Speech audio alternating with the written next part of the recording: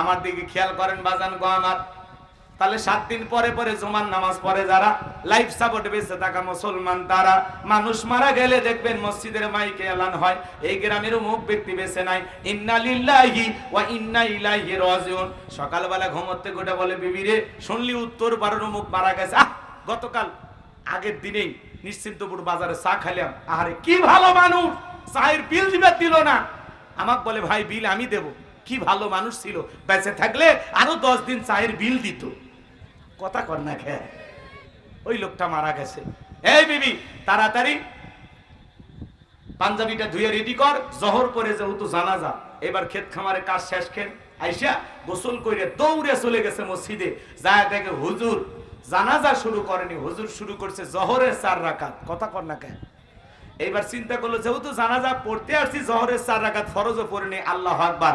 উদ্দেশ্য হলো জানাজা পড়া, জহরের নামাজ পড়া নয়। কথা বলেন না কেন। এরা হলো কি খাটের মুসল্লি। হুজুর যখন মসজিদ, এই দিক খেয়াল করেন, মৃত ব্যক্তির খাটিয়াটার সামনে রেখে ওয়াজ নসিহত করে, কুল্লু নাফসিন যায়িকাতুল মাউত, প্রত্যেক প্রাণীকে মৃত্যুর স্বাদ গ্রহণ করতে হবে। ভাইয়েরা আমার, জীবন আছে যার, মৃত্যু হবে একদিন তার। আসুন শিক্ষা গ্রহণ করি। আজকে এই ব্যক্তির জানাজা, কালকে আপনার হবে, পরশুদিন আমার হবে। দুনিয়া থাকার জায়গা না, সবাইকে বিদায় নিয়ে যেতেই হবে। মৃত্যু এটা চিরন্তন সত্য কথা। শুনে আর বলে ঠিক ঠিক হুজুর, আহা আলেম ওলামা যা বলে ঠিক। কি আফসোস, কি অনুশোচনা। কবরে মাটি দিয়ে বাড়ির যা টুপি খুলে একটা সিগারেট লাগে খালি টান মারছে, ওই ধোঁয়ার সাথে হুজুরের ওয়াজ উড়িয়ে গেছে, উড়িয়ে গেছে। কথা কন নাকি আপনারা। মানে এমন আফসোস অনুশোচনা তখন করতো যখন জানাজা পড়তে আসছে, মনে হয় জীবনে আর মসজিদ ছাড়বি না, নামাজ ছাড়বে না, ভালো হয়ে যাবি। কিন্তু জানাজা পড়ে বাড়ির যায়া হুজুরের ওয়াজ আর মনে থাকে। এই যে প্যান্ডেলে যখন ওয়াজ শুনে, আহারে আলেম ওলামা যা বলে, আহা পরিবর্তন হওয়া দরকার, ঠিক ঠিক ঠিক। বাড়ির যায় ঘুমোর থেকে উঠে পরের দিন কি ওয়াজ শুনছে আর মনে নাই, খালি করছে হুজুর ওই যে একটা গান করছিলেন না, ভালো লাগছে। আছে না হুজুর ওই যে হাসির কথাটা বলছেন, ভালো লাগছে। ওই হাসির কথা মনে আছে, গান মনে আছে, ওয়াজ মনে নাই। কথা কর না কেন। এই দেশের শ্রোতার এমন হালত হয়ে গেছে, পেশাব করতেছে আর তোফাজ্জলের ওয়াজ শুনতেছে। কথা কন নাকি আপনারা। এ যদি শ্রোতার অবস্থা হয়, এই শ্রোতার দিয়ে কি পরিবর্তন হবে বলেন। তাহলে মানুষ মরে গেলে জানাজার নামাজ পড়ে যারা, খাটের মুসল্লি তারা। কথা ক্লিয়ার না ভেজাল আছে? আচ্ছা, জানা যায় যে পরিমাণে জহরের নামাজ পড়ে লোক হইছে, ওই পরিমাণে ফজরের মুসল্লি ছিল। হ্যাঁ, এই দেশে জুমার নামাজের জন্য মসজিদ ভাঙে 2 তলা 3 তলা করা হয়, আর ফজরের নামাজের সময় এক কাতার মুসল্লি পাওয়া যায় না। এমনও মসজিদ আছে হুজুর একাই আজান দিয়ে, মুয়াজ্জিন একাই নামাজ পড়ে। কথা কোন ঠিক কি না? এক হাজি বিয়ে বাড়িতে বেড়াইবার গেছে, যা বলতেছে, বিয়ে আমি ট্রিপল হাজি 3 বার হজ করছি, জামাত ছাড়া নামাজ পড়ি না। ফজরের আজান হচ্ছে, মসজিদ কোন দিকে দেখে দেন, কারণ সোজা যায় ডানে, ডানে যায় বামে, একেবারে দেখবেন সামনেই, ওটাই মসজিদ। কথা কয় নাকি। এইবার মসজিদে যায় দেখে মসজিদের গেটে কি তালা, তালা, কিন্তু আজান হচ্ছে। চিন্তা করে গেটে তালা, আজান হয়, ব্যাপারটা কি। এদিক ওদিক তাকায়, কোনো কিছু নাই। পরে দেখে মসজিদের সাথে ছোট্ট একটা ঘর, তার মানে কার ঘর? মুয়াজ্জিমের ঘর। কথা কয় নাকি। এইবার ওই ঘরে জানালা দিয়ে তাকায় দেখে হুজুরটাই ল্যাপের ভিতর শুতে থেকে আজান দিচ্ছে। কথা কি বলছেন? আজান দেওয়া শেষ। এইবার এই মুরব্বী জিজ্ঞাসা করছে, হুজুর ল্যাপের ভিতর শুয়ে থেকে আজান দিলেন? তখন বলতেছে, আগে আপনি আমার প্রশ্নের উত্তর দেন, আপনি মানুষ না জিন? তখন বলতেছে, কেন? বলতেছে, শোনেন, এই গ্রামের কোন মানুষ ফজরের নামাজের সময় মসজিদে আসেন, এই জন্য বলতেছি আপনি মানুষ না জিন?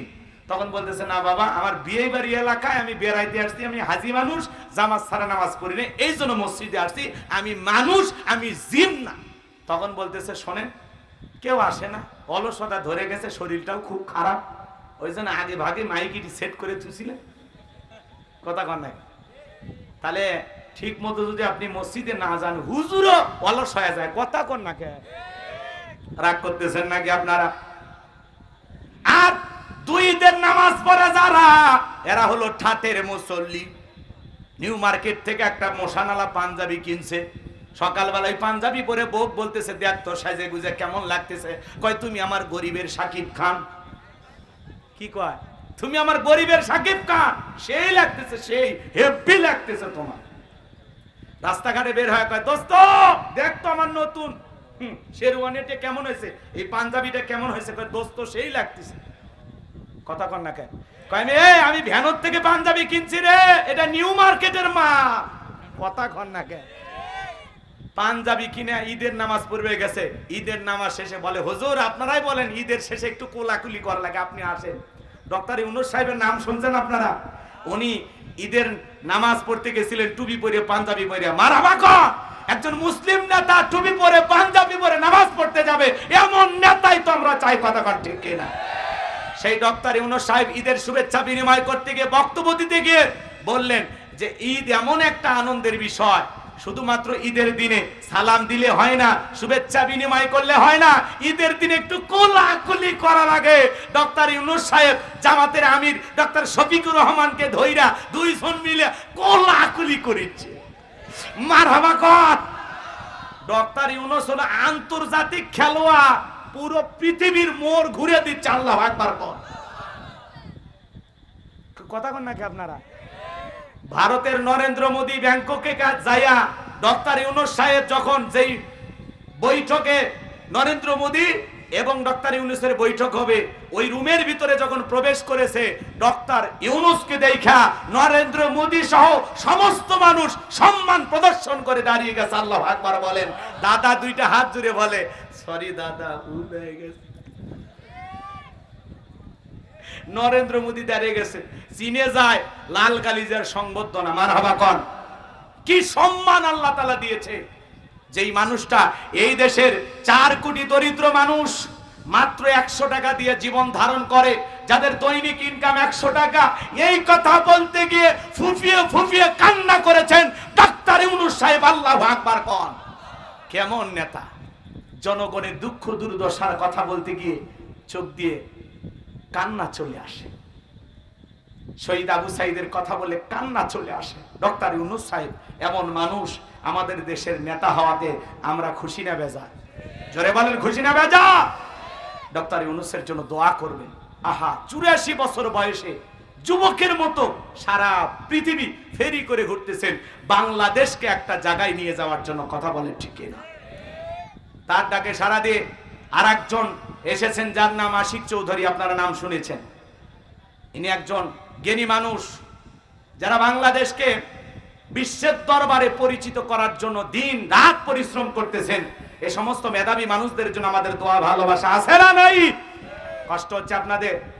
এই জন্য যে মানুষটা দেশের দরিদ্র মানুষের কথা, গরিব মানুষের কথা বলতে গিয়ে কান্না করে ফুফিয়ে ফুফিয়ে, আহা, কতটা দেশপ্রেম থাকলে, কতটা দেশপ্রেমিক হলে এমন নেতার চোখ দিয়ে পানি আসে। কথা বলে ঠিক কিনা? আর ওনারা কান্না করতেন স্বজন হারানোর ব্যথা, নিজের পরিবারের জন্য কান্না করতেন, নিজের দলের কর্মী মারা গেলে কান্না করতেন। কথা বলেন না কেন? মেট্রো রেল পুড়ে গেছে সেই জন্য কান্না করতে। কথা কোন ঠিক কিনা? আর ডক্টর ইউনূস কাঁদে দেশের মানুষের জন্য। এই মানুষ যতদিন আছে আমাদের কোনো টেনশন নাই। কথা বলেন ঠিক কিনা? ডক্টর ইউনূস সাহেবকে আল্লাহ তাআলা সুস্থতার সহিত নেক হায়াত দান করেন। যারা বলেন আমিন। কি কষ্ট হচ্ছে? আচ্ছা আচ্ছা, ঠিক আছে ঠিক আছে, বসেন বসেন বসেন। লিল্লাহে তাকবীর, লিল্লাহে তাকবীর। আজকের প্রোগ্রামের সম্মানিত প্রধান আকর্ষণ,